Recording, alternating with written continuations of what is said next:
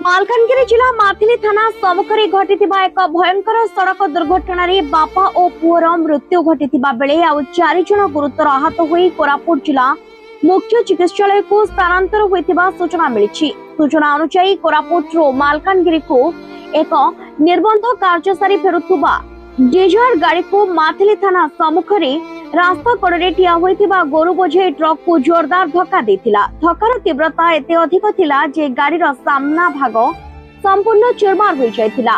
दुर्घटना परे घटनास्थल रे चित्कार और आतंकर परिस्थिति सृष्टि होइथिला।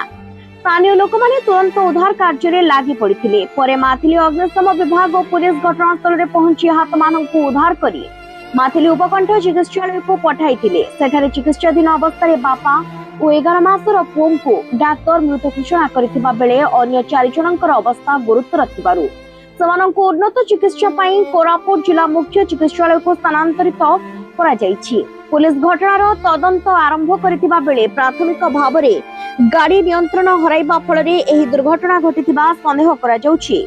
मालकानगिरी के Kiran Kumar report KTV news.